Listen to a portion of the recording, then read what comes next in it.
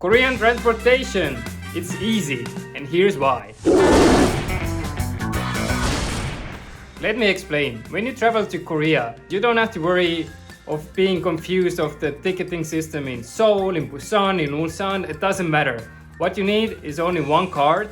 This could be Cashbee card that I have or T-Money. We personally recommend T-Money because it's easier to get and it's also easier to load money on it. And you can find all the charging vending machines in the subway stations on all the Seoul metropolitan areas. When it comes to Cashbee that I have, you can only charge money on it from any convenience store. But keep in mind, when you want to charge your cards at convenience stores, they only take cash.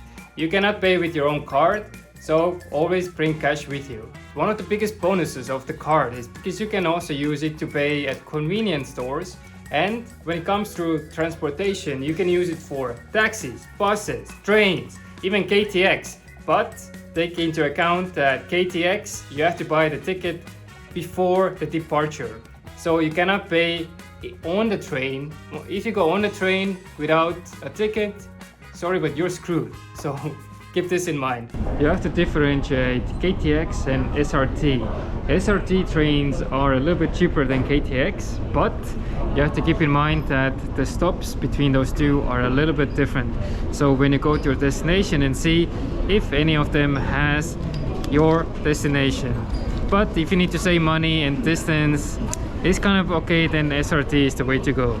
Secondly, please always check how much money you have left on a card. Either go to the convenience store and ask to see how much money you have on it, or when you go on a subway or you go on a bus and you validate the card, you can see on a display how much money you have left on a card. Another essential lesson: when you validate your ticket on the bus, you have to keep in mind once you go out, you also have to validate it again.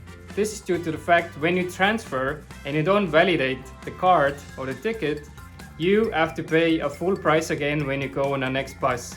So always validate. Keep in mind, you can transfer 4 times with 30 minutes between them, and that's why always validate once you also leave the bus. Navigating Korean subway system is easy, but there are some tricks that you should know. Here you can see the different vending machines. You can buy a T-Money card here. You can charge your T-Money card with all of the ATMs here, but as you can see, these ATMs are for one-time usage.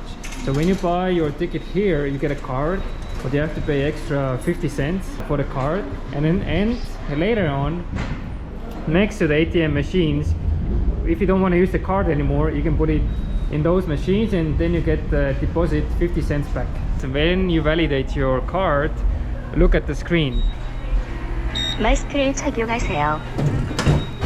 In the screen you can see how much was your ticket and how much money you have left on a card. Oftentimes in the Seoul metro station you have to transfer quite often, but there is an easy trick for it to know exactly where you have to go. So when you see your metro line, there are the stop names, and under the stop name you have the small number, for example 2414.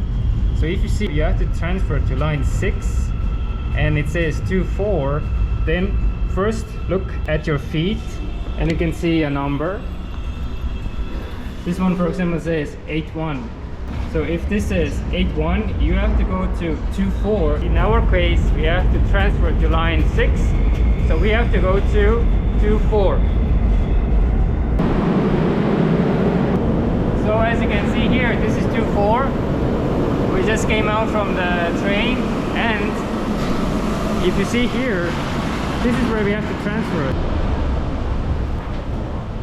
So it's easy to find the right connection line because you have the numbers everywhere clearly shown. You just have to follow the right path, but you also have to keep an eye which is your end destination to find the right direction you have to go. Sometimes they're together, but sometimes they could split. By the way, all Seoul subway stations have clean and free bathrooms. So when you need to pee, they have it here. You don't have to pay any fee. You don't have to worry that it's gonna be dirty. It's always clean, it's always taken care of. And Europeans, please learn from it.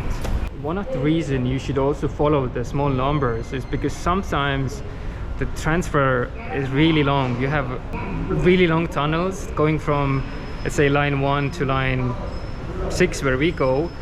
It could happen that it's gonna be a couple of 100 meters walk, and then it's better to be as close to the right entrance as possible, so you would go faster, because prime time, rush hours, it gets so busy and hectic, so you don't want to be far corner to go and find your right transfer destination. Seoul subway map is also quite easy. As you can see, it's numbered. Numbers mean the line. The first number means old line, so if you take line 1, it takes you to all the old areas in central Seoul. And then you have some lines that have names, and these usually are shorter lines that connect the main lines. So it's quite easy to understand. Don't forget, you have to validate when you also leave, and you can also check how much money you have left. Another tip, when you see the exits have numbers like there, and it's best to know where exactly you have to go, because quite often they write exit 1, exit 2 goes to this direction, and if you know that your destination is at exit 4, then take this route because it's the easiest, and usually the exit from the subway goes in front of the area or actually goes to that direction of the area you have to go. I found my exit, so hopefully you will also find. So thank you for watching. Don't forget to like, subscribe, everything in between, and see you next time. Ciao.